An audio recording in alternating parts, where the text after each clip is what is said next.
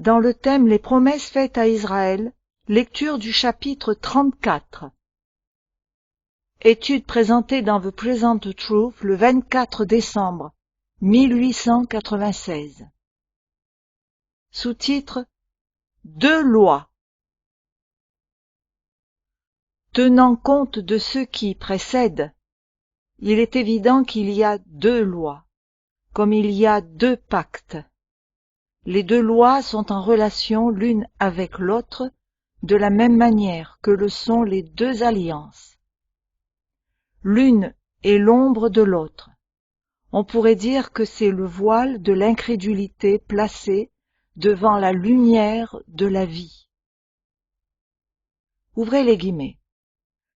Car le précepte est une lampe et l'enseignement une lumière, et les avertissements de la correction sont le chemin de la vie. Fermez les guillemets. Proverbe 6, verset 23. Mais Christ est la seule lumière du monde, la lumière de la vie, de telle manière que la loi authentique et vivante ne se trouve qu'en lui.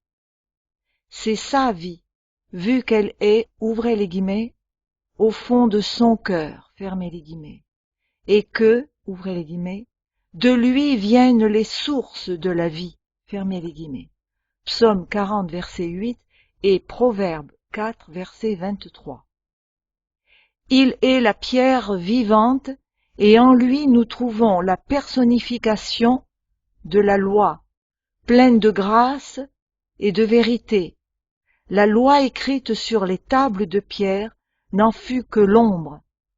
Quoique exacte et parfaite, elle nous dit exactement ce que nous allons trouver en Christ. Bien que la loi écrite sur des tables de pierre décrit la justice parfaite de Dieu, elle n'a pas le pouvoir de se manifester en nous, pour autant que nous le désirons. Elle est, ouvrez les guillemets, sans force, fermez les guillemets, Romains 8, 3. Elle est un guide fidèle qui nous indique le chemin, mais sans nous y conduire. Mais Christ a le pouvoir sur toute chair, Jean 17, 2. Et en lui nous trouvons la loi si pleine de vie que, si nous acceptons que la loi est bonne et confessons que Christ est venu dans la chair, elle se manifestera elle-même dans les pensées, les paroles et les actes de notre vie, malgré la faiblesse de la chair. Pour ceux qui connaissent seulement la loi, telle qu'elle est écrite sur une page, et en conséquence croient que la tâche leur revient de l'accomplir, elle est une loi d'œuvre, et comme telle, l'unique action est de prononcer une malédiction sur eux. Mais, pour ceux qui connaissent la loi en Christ, elle est une loi de foi qui proclame la bénédiction du pardon et de la paix. Reconnue seulement telle qu'elle est écrite sur les tables de pierre ou dans un livre, elle est une loi de péché et de mort, Romains 8, 2, parce que l'aiguillon de la mort, c'est le péché, et la puissance du péché, c'est la loi. 1 Corinthiens 15, verset 56. Mais, reconnue en Christ, elle est l'esprit de vie, et l'esprit est vie à cause de la justice. Romains 8, versets 2 et 10. Ouvrez les guillemets. Gravée avec des lettres sur la pierre, fermez les guillemets, elle ne peut être que le ministère de la mort. Fermez les guillemets. 2 Corinthiens 3, 7. Celui qui prêche simplement la loi écrite en signalant aux personnes leur devoir de la garder et les encourageant à l'accomplir du mieux qu'elles peuvent, officie selon la condamnation.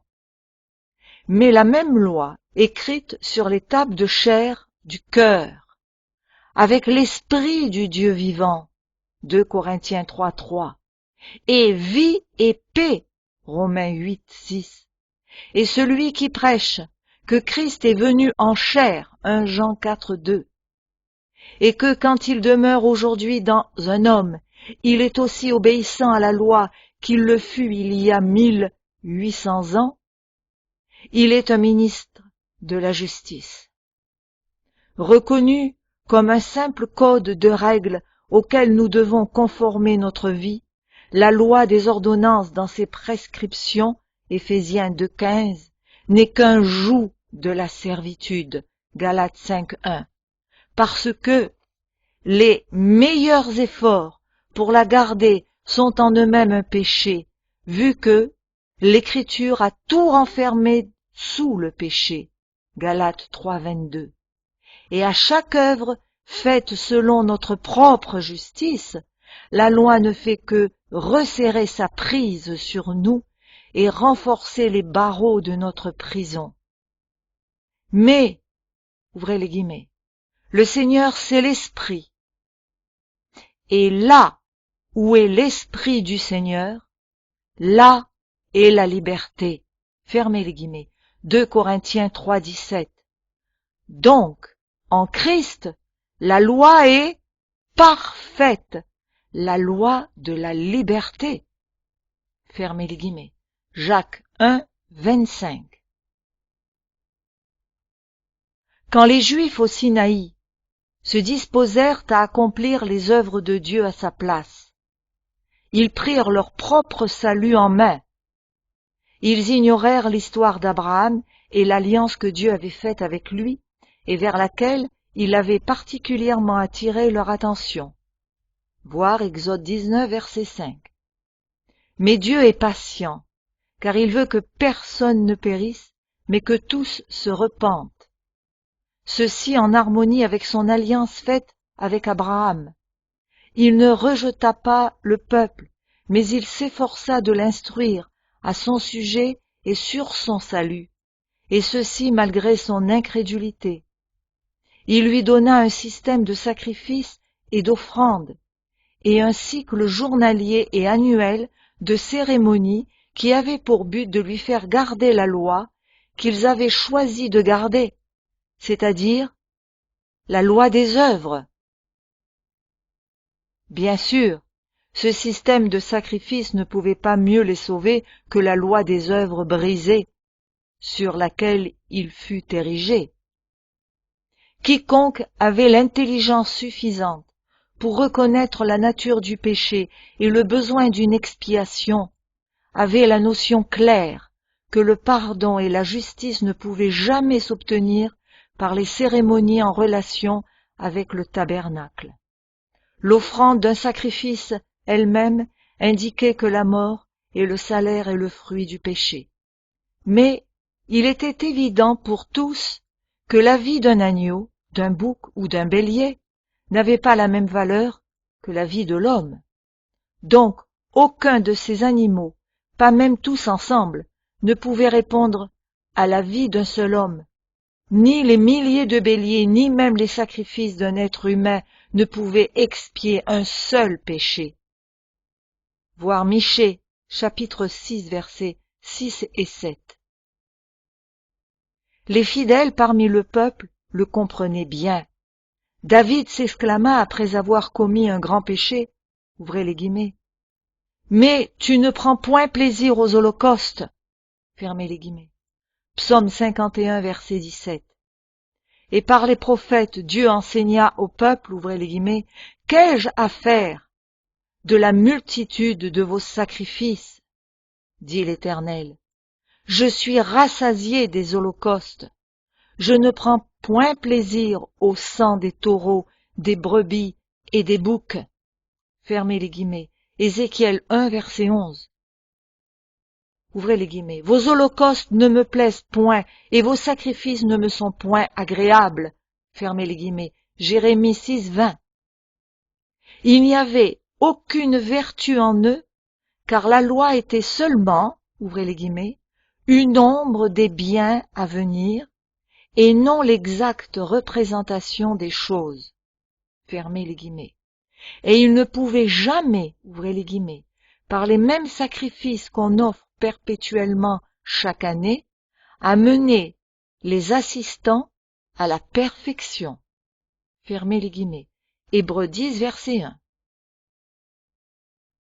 Il aurait été préférable que le peuple gardât la foi ferme et sincère d'Abraham et de Moïse, alors il n'aurait pas eu le tabernacle terrestre, mais, ouvrez les guillemets, le vrai tabernacle qui a été dressé par le Seigneur et non par un homme. Hébreux 8, verset 2. Dont le souverain sacrificateur n'est autre que Christ lui-même, fait, ouvrez les guillemets, sacrificateur pour toujours, selon l'ordre de Melchisédek, fermez les guillemets, Hébreux 7, 17, avec une prêtrise sans limite, de manière que chacun d'eux aurait pu être un sacrificateur, ouvrez les guillemets, afin d'offrir des victimes spirituelles, agréables à Dieu par Jésus-Christ, fermez les guillemets, ce qui est, en définitive, la seule réalité et non une ombre. Mais vu qu'ils ne crurent pas, ce fut une merveilleuse exhibition de bonté, d'amour et de patience que Dieu leur donna, ce qui devait leur servir de leçon perpétuelle.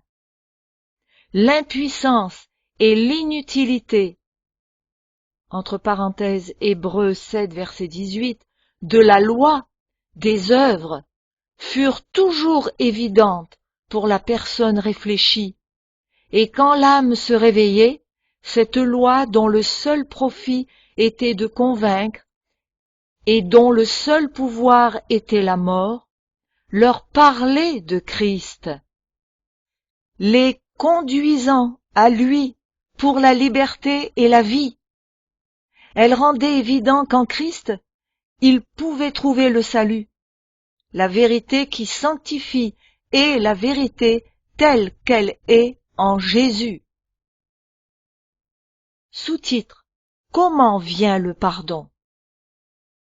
Un autre point sur lequel il est nécessaire de prêter une attention particulière, bien qu'il ait été déjà étudié, est que personne ne reçoit le salut ni par le pardon d'aucun péché, par la vertu de la loi des œuvres ou des sacrifices en relation avec elle. Ce ne fut jamais la volonté de Dieu que le peuple pensât que la loi pouvait sauver, et personne parmi ceux qui crurent vraiment en Dieu ne le pensèrent. Samuel dit à Saül, ouvrez les guillemets, l'obéissance vaut mieux que les sacrifices, et l'observation de sa parole vaut mieux que la graisse des béliers. Fermez les guillemets. 1 Samuel 15, 22.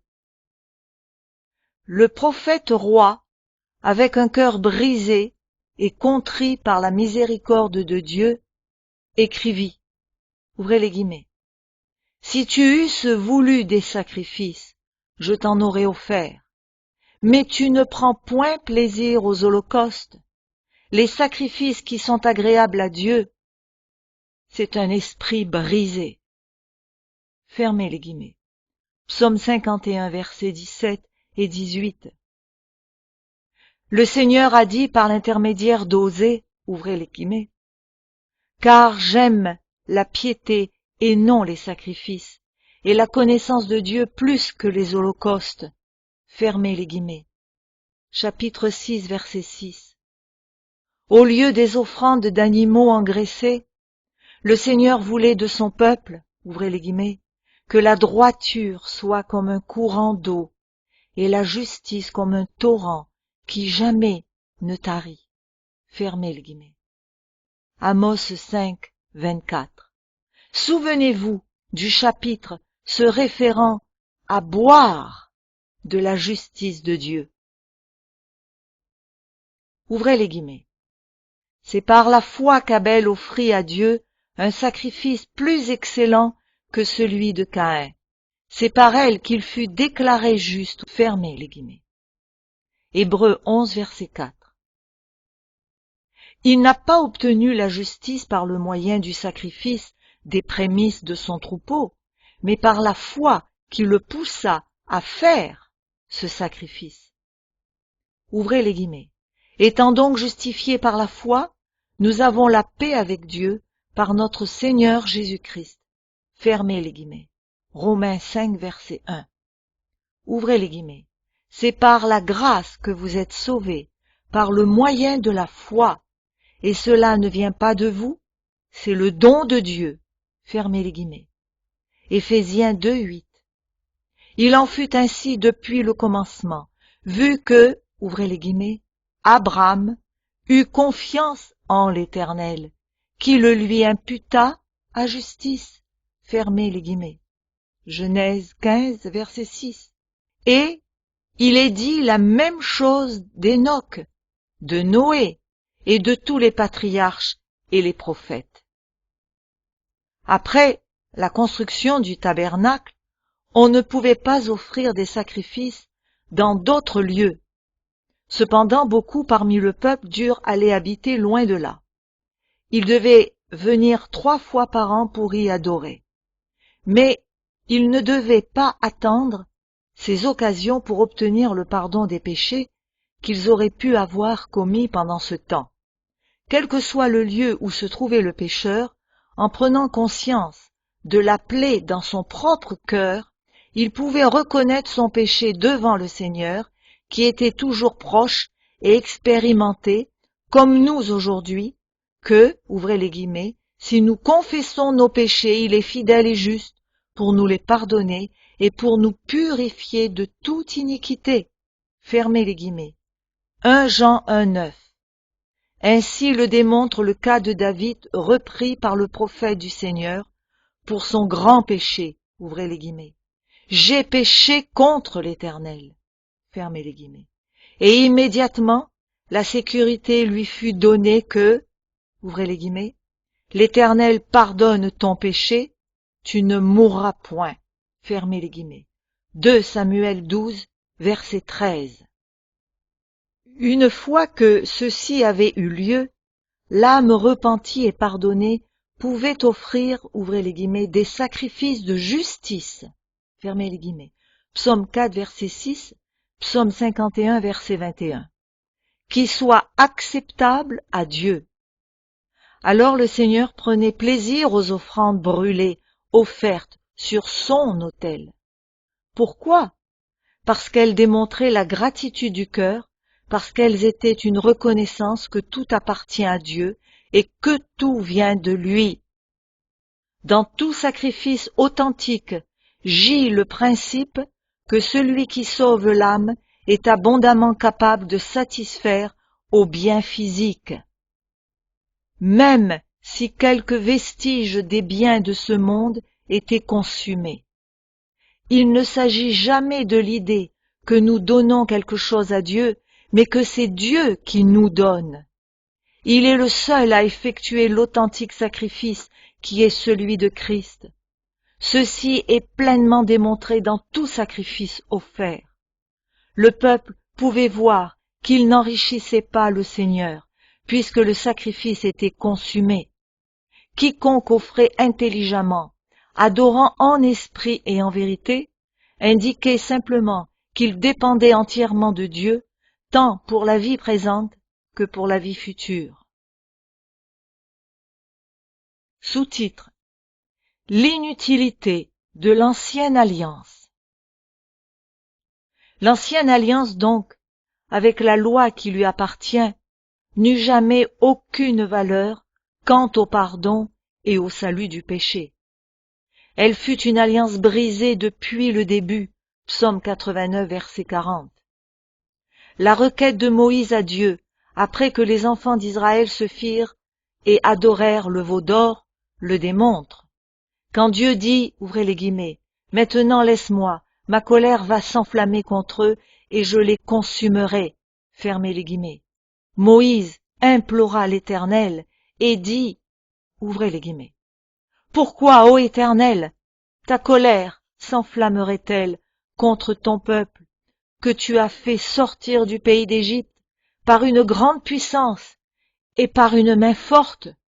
Pourquoi les Égyptiens diraient-ils, c'est pour leur malheur qu'il les a fait sortir, c'est pour les tuer dans les montagnes et pour les exterminer de dessus la terre? reviens de l'ardeur de ta colère, repens-toi du mal que tu veux faire à ton peuple. Souviens-toi d'Abraham, d'Isaac et d'Israël, tes serviteurs auxquels tu as dit, en jurant par toi-même, je multiplierai votre postérité comme les étoiles du ciel. Je donnerai à vos descendants tout ce pays dont j'ai parlé, et ils le posséderont à jamais. Fermez les guillemets. Exode 32, versets 10 à 13. Il n'y avait là aucune parole en relation avec l'alliance qui venait d'être faite, mais seulement avec celle faite avec Abraham. Cette prière ne dépendit absolument pas des promesses que le peuple avait faites, mais exclusivement de la promesse et du serment de Dieu. Si cette alliance du Sinaï avait eu une valeur quelconque à un moment donné, c'était sans doute quand elle fut faite au départ. Mais nous voyons que même alors, elle est totalement ignorée. Elle n'avait pas plus de puissance pour sauver le peuple que le parchemin sur lequel elle fut écrite. Dans les années postérieures, Jérémie pria, ouvrez les guillemets, « Si nos iniquités témoignent contre nous, agis à cause de ton nom, ô Éternel, car nos infidélités sont nombreuses, nous avons péché contre toi. » Fermez les guillemets. Ouvrez les guillemets. « Éternel, nous reconnaissons notre méchanceté, l'iniquité de nos pères, car nous avons péché contre toi. À cause de ton nom, ne méprise pas, ne déshonore pas le trône de ta gloire. N'oublie pas, ne romps pas ton alliance avec nous. Parmi les idoles des nations, en est-il qui fasse pleuvoir? Ou est-ce le ciel qui donne la pluie? N'est-ce pas toi, Éternel notre Dieu? » Fermez les guillemets. Jérémie 14, 7, Jérémie 20, 22. Autrefois et aujourd'hui, c'est tout ce que le Seigneur désire de nous. Ouvrez les guillemets. « Reviens, infidèle Israël, dit l'Éternel. Je ne jetterai pas sur vous un regard sévère, car je suis miséricordieux, dit l'Éternel. Je ne garde pas ma colère à toujours. Reconnais seulement ton iniquité. Reconnais que tu as été infidèle à l'Éternel, ton Dieu. » Fermez les guillemets. Jérémie 3, 12 et 13. C'était vrai, à cette époque comme aujourd'hui, que si nous confessons nos péchés, il est fidèle et juste pour nous les pardonner et pour nous purifier de toute iniquité. Fermez les guillemets. Tout juif de toutes les époques, réellement repentant, dépend de la puissance de Dieu comme créateur et rédempteur, de sa promesse et de son serment pour son salut. Aucun d'eux n'a jamais pensé dépendre de ses propres œuvres ou promesses comme moyen de salut. En résumé, depuis les jours d'Abel jusqu'à notre époque, il n'y a eu qu'un seul chemin de la vie et du salut, une seule manière de venir à Dieu, un seul nom sous le ciel donné aux hommes, pour lequel nous pouvons être sauvés. Acte 4, verset 12. Depuis le jour où Adam et Ève furent instruits au sujet du salut par le moyen du germe de la femme, avant même d'être expulsés de l'Éden, il n'y a eu aucune modification du plan du salut, pas plus que dans le nombre des personnes auxquelles le salut serait offert, pas plus qu'il n'y en eut en Dieu lui-même ou en son trône dans les cieux. L'homme a changé, mais pas Dieu. Il y a toujours eu des hommes qui se sont confiés en leurs propres paroles et promesses et dans les cérémonies, mais ceci n'est pas la preuve que Dieu désirait une telle chose. Au jour de Moïse et de Christ, la majorité des hommes se confiaient principalement dans la forme et les cérémonies, et il en est de même aujourd'hui. Les hommes ont toujours été plus avides de l'ombre que de la réalité, mais ceci ne démontre pas que ce fut autrefois la volonté de Dieu que les hommes soient sauvés par la loi des œuvres, pas plus qu'il ne démontrerait que maintenant la justification s'obtient par la foi. Sous-titre: Au-delà de l'obligation. Il y a toujours eu en l'homme une tendance à multiplier les rites et les cérémonies. C'est le résultat inévitable de la confiance dans les œuvres pour obtenir le salut. Il en fut ainsi à l'époque de Christ et aussi à la nôtre.